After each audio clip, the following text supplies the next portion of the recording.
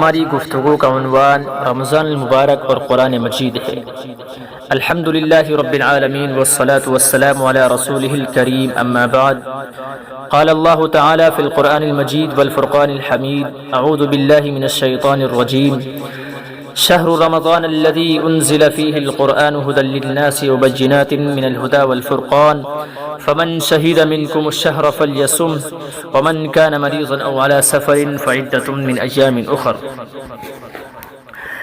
میرے عزیزو، رمضان مبارک وہ مہینہ ہے جس میں قرآن کریم نازل کیا گیا، جو انسانوں کے لیے سراسر ہدایت ہے، سراپا ہدایت ہے،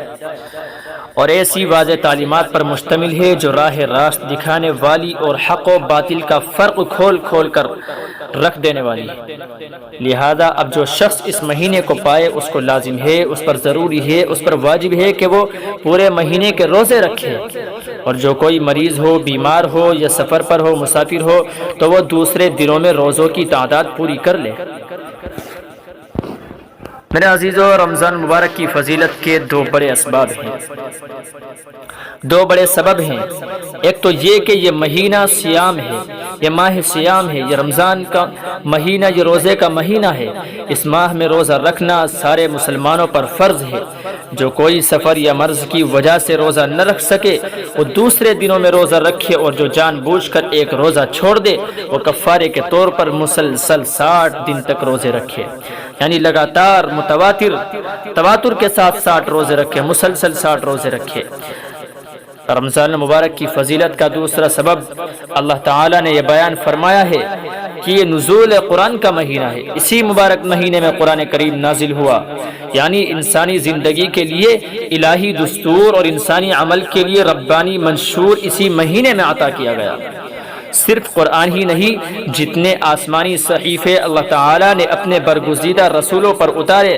نازل کیے، وہ سب رمضان کے بابرکت مہینے میں ہی نازل کیے گئے۔ قرآن پاک کے نازل ہونے کی صراحت دو اور مقامات پر کی گئی ہے، چنانچہ ارشاد خداوندی ہے سورہ دخان میں، حامیم والکتاب المبین انا انزلناه فی لیلۃ مبارکۃ انا کنا منذرین فیہا یفرق کل امر حکیم امرا من عندنا انا کنا مرسلین۔ فرمایا، حامیم، قسم ہے اس کتاب مبین کی کہ ہم نے اسے ایک بڑی خیر و برکت والی رات میں نازل کیا ہے، کیونکہ ہم لوگوں کو متنبع کرنے کا ارادہ رکھتے ہیں۔ یہ وہ رات تھی جس میں ہر معاملے کا حکیمانہ فیصلہ ہمارے حکم سے صادر کیا جاتا ہے، ہم ایک رسول بھیجنے والے تھے۔ تیسری جگہ ارشاد فرمایا، سورہ قدر میں فرمایا گیا، انا انزلناه فی لیلۃ القدر وما ادراک ما لیلۃ القدر لیلۃ القدر خیر من الف شہر۔ قرآن کریم میں اللہ تبارک و تعالی ارشاد فرما رہا ہے کہ ہم نے اس قرآن کو شب قدر میں نازل کیا ہے۔ تم کیا جانو کہ شب قدر کیا ہے؟ شب قدر جو 1000 مہینوں سے زیادہ بہتر ہے۔ میرے عزیزو، یہ تینوں آیات قرآن کریم کے نازل ہونے کی ابتدا اور تاریخ کو بیان کرتی ہیں۔ قرآن رمضان کی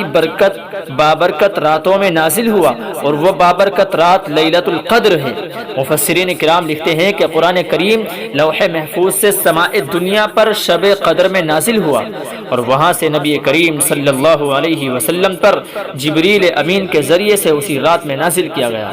چنانچہ رمضان کو قرآن سے گہری مناسبت ہے۔ رسول کریم صلی اللہ علیہ وسلم نے ارشاد فرمایا کہ الصیام والقرآن یشفعان للعبد یوم القیامہ، کہ روزہ اور قرآن دونوں قیامت کے دن مومن بندے کی سفارش کریں گے، دونوں مومن بندے کی سفارش کریں گے۔ میرے عزیزو،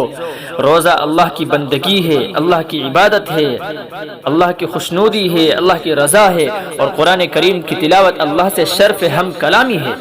جو مومن اللہ کی بندگی اور اس سے ہم کلامی کا شرف حاصل کر رہا ہو، اللہ تعالیٰ کے یہاں اس کی سفارش ضرور ہونی چاہیے۔ روزہ کہے گا، اے اللہ، یہ بندہ تیری خاطر بھوک پیاس کی شدت برداشت کرتا تھا، جو تیری خاطر بھوکا رہتا تھا، تیری خاطر پیاسا رہتا تھا، جس نے تیری خاطر روزہ رکھا، بھوکا رہا، پیاسا رہا، تو اسے بخش دے۔ اور ادھر قرآن کہے گا، اے اللہ، یہ بندہ تیری خاطر میری تلاوت میں مشغول رہا کرتا تھا، تو اسے بخش دے، میرے اللہ، تو اسے بخش دے۔ عزیزو، رمضان صرف نزول قرآن کا مہینہ نہیں ہے، بلکہ اس کی حفاظت و اشاعت کا بھی مہینہ ہے۔ رمضان کا بابرکت مہینہ، رمضان کے مہینے میں ہر سال جبرائیل علیہ السلام رسول کریم صلی اللہ علیہ وسلم کے پاس تشریف لاتے اور قرآن کریم کا دور کیا کرتے تھے۔ جس سال حضور نبی کریم صلی اللہ علیہ وسلم کا وصال ہوا، اس سال تو جبرائیل امین نے 2 مرتبہ قرآن پاک کا دور کیا۔ اسی سے رسول پاک صلی اللہ علیہ وسلم نے سمجھ لیا کہ اب اللہ تعالیٰ ان کو اٹھا لے گا، اب حضور کا جانے کا وقت آ گیا ہے۔ سمجھ گئے تھے اسی بات سے کہ رمضان مبارک میں رسول پاک صلی اللہ علیہ وسلم اور جبریل امین کا مذاکرہ قرآن تراویح کی نماز میں قرآن پاک کو سننے اور سنانے کی روایت کا جو ذریعہ آج تک رمضان مبارک میں دنیا کی کروڑوں مساجد میں، گاؤں دیہات میں، شہروں میں، بستیوں میں، گلی کوچوں میں، چوراہوں پر، چبوتروں پر، لوگوں کی چھتوں میں، بیٹھکوں میں، مساجد میں قرآن پاک کا سننا اور سنانا دراصل اسی سنت کی یاد تازہ کرتا ہے۔ کتنے خوش نصیب ہیں ہم لوگ کہ قرآن کریم اللہ تبارک و تعالیٰ نے ہمیں عطا فرمایا ہے، یہ بابرکت کتاب ہمیں عطا فرمائی ہے۔ اللہ تعالیٰ نے کسی بھی کتاب کی حفاظت کی ذمہ داری نہیں لی، چنانچہ پچھلی آسمانی کتابوں میں تحریف اور تبدیلی کر دی گئی، ان میں رد و بدل کر دیا گیا، مگر قرآن پاک کی حفاظت کی ذمہ داری اللہ نے خود لی ہے۔ ارشاد فرمایا انا نحن نزلنا الذکر وانا له لحافظون، کہ ہم نے نازل کیا، اس ذکر کو ہم نے نازل کیا ہے اور ہم خود اس کے نگہبان ہیں، ہم اس کے خود محافظ ہیں، اس کی حفاظت کرنے والے ہیں۔ قرآن کریم کی حفاظت کا ایک بڑا ذریعہ رمضان مبارک ہے، جس میں ہر طرف قرآن کریم کی تلاوت کا ماحول ہوتا ہے، ہر جگہ سے قرآن کریم کے مقدس الفاظ کی گونج سنائی دیتی ہے، ہر جگہ قرآن کریم کی الفاظ کی فضا میں جو ہے اس کی گونج سنائی دیتی ہے۔ قرآن کریم کے الفاظ بکھرتے ہیں، قرآن کریم کے الفاظ سنائی دیتے ہیں، قرآن کریم پڑھا جاتا ہے، تلاوت کی جاتی ہے۔ میرے عزیزو، دنیا میں کسی کتاب کے یاد کرنے والے اتنی بڑی تعداد میں نہیں پائے جاتے، اتنی بڑی تعداد میں نہیں پائے جاتے جتنی بڑی تعداد قرآن پاک کے حفاظ کی پائی جاتی ہے۔ اور یہ حفاظ صحت کے ساتھ، زبر زیر پیش تک کی حفاظت کے ساتھ قرآن کریم کو سناتے ہیں۔ اگر ان سے کوئی بھول چک ہو جاتی ہے تو فوراً دوسرا حافظ اسے لقمہ دے کر بتاتا ہے اور نیکی سمجھ کر قبول کرتا ہے۔ یہ نہیں کہ تم نے مجھے کیوں بتایا، یا یہ اس کے اندر کے گھمنڈ ہو کہ مجھے غلطی کیوں آ گئی۔ یا قرآن کریم کی حفاظت کا من جانب اللہ ایک نظام ہے، ایک انتظام ہے جو اللہ تبارک و تعالی نے چلا رکھا ہے، اور تا قیامت اسی طرح جاری و ساری رہے گا انشاءاللہ تعالی۔ میرے عزیزو، تراویح اور تہجد میں قرآن پڑھنے اور سننے کے علاوہ خوش نصیب مسلمان کوشش کرتا ہے کہ وہ خود بھی رمضان میں 1 سے زیادہ مرتبہ قرآن پاک کی تلاوت کرے،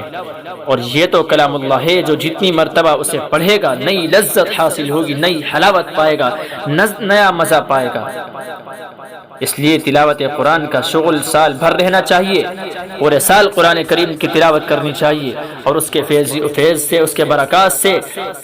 دور نہیں ہونا چاہیے، اس کے برکات کو حاصل کرنا چاہیے۔ یہ اللہ سے ہم کلامی کا ذریعہ ہے۔ اللہ تعالیٰ نے قرآن کریم کو ہدی للناس کہا ہے، ہدی للمسلمین نہیں کہا۔ یہ نہیں کہا کہ صرف مسلمانوں کے لیے، بلکہ کہا ہدی للناس کہا ہے، یعنی تمام انسانوں کے لیے ہدایت نامہ ہے۔ انسان اگر فکری اور عملی گمراہی سے نجات حاصل کرنا چاہتا ہے، اگر اپنے دل و دماغ کو سکون دینا چاہتا ہے، اگر اپنی زندگی میں سکون چاہتا ہے، تو دل و دماغ اور دماغ کی تاریکی کو مٹانا چاہتا ہے، تو اس پر لازم ہے کہ وہ قرآن کریم کو اپنا لے، قرآن کریم کی تلاوت کرے، قرآن کریم کے اوراق کو کھولے، اسے پڑھے، اس کے الفاظ کو اپنے زبان پر ادا کرے، اس کے الفاظ سے قرآن کریم کے الفاظ کو اپنی زبان سے ادا کرے، اور اس کی فیضیاب، اس کے برکات اور اس کی سعادت مندی حاصل کرے۔ قرآن کریم اس کے لیے عبادت بھی ہے، نور بھی ہے، دستور بھی ہے، منزل بھی ہے اور مقصد بھی ہے۔ اللہ تبارک و تعالیٰ کا ارشاد ہے، یا ایھا الناس قد جاءکم برہان من ربکم وانزلنا الیکم نورا مبینا۔ فرمایا اے لوگو، تمہارے رب کی طرف سے تمہارے پاس دلیل روشن آ گئی ہے، روشن دلیل آ گئی ہے، اور ہم نے تمہاری طرف ایسی روشنی بھیج دی ہے جو تمہیں صاف صاف راستہ دکھانے والی ہے، جو تمہیں صاف صاف دکھا دے گی کہ کون سا راستہ حق کا ہے اور کون سا راستہ باطل کا ہے۔ جس طرح ہر مشین کے ساتھ ایک گائیڈ بک کمپنی کی طرف سے دی جاتی ہے، اس سے آپ کو یہ معلوم ہوتا ہے کہ اس مشین کو کس طرح استعمال کیا جائے گا، اور اس مشین کو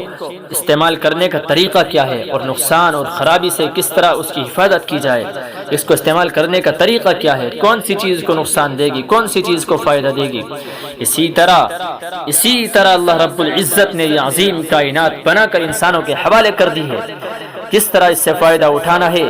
کس طرح اس کو تباہی سے بچانا ہے، اس کو کیا چیز فائدہ پہنچائے گی، کیا چیز نقصان پہنچائے گی، ان سب ہدایات کے لیے اس نے قرآن کریم عطا کر دیا ہے، اپنے بندوں کو قرآن کریم عطا کر دیا ہے۔ قرآن کریم سے ہدایت اسی وقت حاصل ہو سکتی ہے، یاد رکھو میرے عزیزو، قرآن کریم سے ہدایت اسی وقت حاصل ہو سکتی ہے جبکہ تلاوت کرنے کے ساتھ اسے سمجھنے کی کوشش کی جائے، اس میں غور کیا جائے، اس میں فکر کی جائے، اس میں غور و فکر کیا جائے، اس میں تدبر و تفکر کیا جائے اور اس کی تعلیمات پر عمل کیا جائے۔ دنیا کی کوئی کتاب ایسی نہیں جسے سمجھ کر نہ پڑھا جاتا ہو، یہ صرف اللہ کی کتاب کا معاملہ ہے کہ بہت سے لوگ اسے سمجھ کر نہیں پڑھتے۔ جب ہمارے پاس کسی کا خط آتا ہے تو اسے پڑھتے اور سمجھتے ہیں، اگر وہ کسی دوسری زبان میں ہو تو اس زبان کے جاننے والے سے رجوع کرتے ہیں، اس زبان کو جاننے والے کے پاس جاتے ہیں اور اسے سمجھنے کی کوشش کرتے ہیں، اسے جاننے کی کوشش کرتے ہیں۔ مگر اللہ کا جو نام گرامی قرآن کریم، اسے نہ تو ہم خود سمجھتے ہیں، نہ ان علماء سے سمجھنے کی کوشش کرتے ہیں جو اس کی زبان جانتے ہیں، جو اس کو سمجھتے ہیں، جو اس کی جو سمجھ اس کی رکھتے ہیں۔ اللہ تعالیٰ نے کافروں کے متعلق کہا ہے افلا یتدبرون القرآن ام علی قلوب اقفالها، فرمایا کہ کیا یہ لوگ قرآن میں غور نہیں کرتے، کیا ان کے دلوں پر تالے لگ گئے ہیں؟ میرے عزیزو، بعض لوگ یہ کہتے ہیں کہ قرآن کو سمجھنا عوام کا کام نہیں بلکہ علماء کا کام ہے۔ یہ ایک وسوسہ ہے، یہ غلط فہمی ہے جو اللہ کی کتاب سے دور کرنے کا ذریعہ ہے، جو اللہ کی کتاب سے دور کرنے کا بہانہ ہے، ڈرامہ ہے۔ کہ علماء کرام نے قرآن پاک کا دنیا کی ہر زندہ زبان میں ترجمہ کر دیا ہے، یہ ترجمہ عوام ہی کے لیے کیا گیا ہے تاکہ لوگ اسے سمجھیں، اسے پڑھیں اور اسے سمجھ کر پڑھیں اور اس سے سیکھیں، اس سے سبق حاصل کریں، اس سے عبرت حاصل کریں۔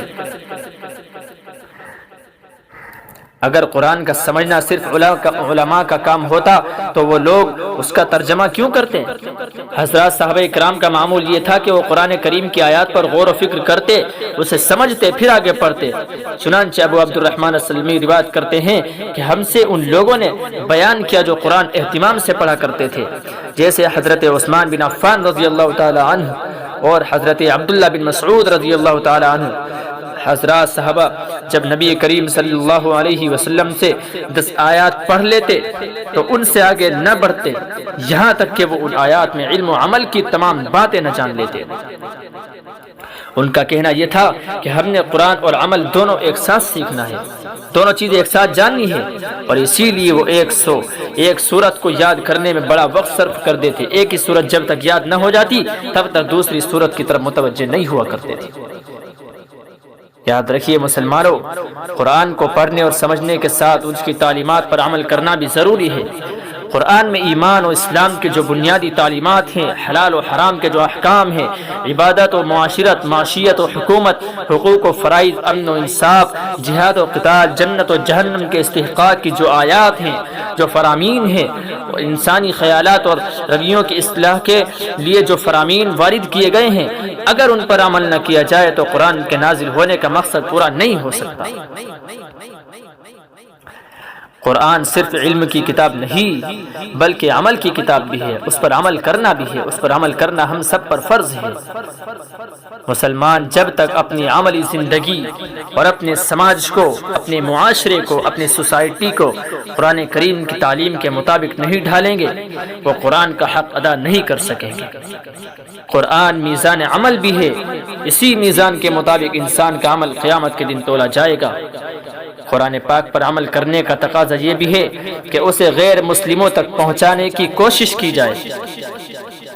غیر مسلموں سے خیر خواہی کا تقاضا یہ بھی ہے کہ ان کی فلاح اور نجات کی راہ سے ان کو باخبر کیا جائے تاکہ ہدایت کا راستہ ان کے لیے کھلے اور وہ اللہ کے حضور یہ نہ کہہ سکے کہ تیری ہدایت ہمیں آگاہ کرنے والا کوئی نہ تھا،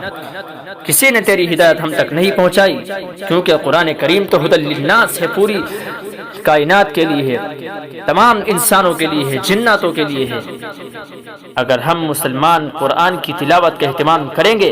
اس کو سمجھیں گے، اس پر عمل کریں گے اور اس کی دعوت غیر مسلموں تک پہنچائیں گے تو دنیا میں بھی ہم سرخرو ہوں گے اور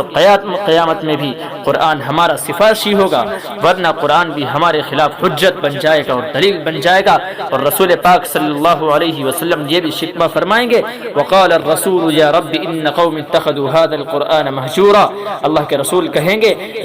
کہ اے میرے رب، یہ میری قوم کے لوگوں نے اس قرآن کو نشانہ تضحیک بنا لیا تھا، یہ میری قوم ہے جس نے قرآن کو چھوڑ دیا تھا۔ ہمیں قرآن کو اپنے دل و دماغ کی روشنی، اپنے گھر اور اپنے سماج کی روشنی بنانے کی فکر کرنی چاہیے۔ ہمیں قرآن کریم کو دن رات پڑھنا چاہیے، پورے سال اس کا دور رکھنا چاہیے، صرف رمضان کے لیے ہی خاص نہیں ہے۔ اب تو رمضان کا بابرکت مہینہ چل رہا ہے، اس میں تو قرآن کریم پڑھنا چاہیے، قرآن کریم پڑھنا چاہیے، کثرت سے استغفار کرنا چاہیے، قرآن کی تلاوت کرنی چاہیے۔ یہ تو اللہ سے ہم کلامی کا ایک واحد ذریعہ ہے۔ دعا فرمائیں اللہ تعالی ہم سب کو قرآن کریم کو پڑھنے، سمجھنے اور اس پر عمل کرنے کی توفیق عنایت فرمائے۔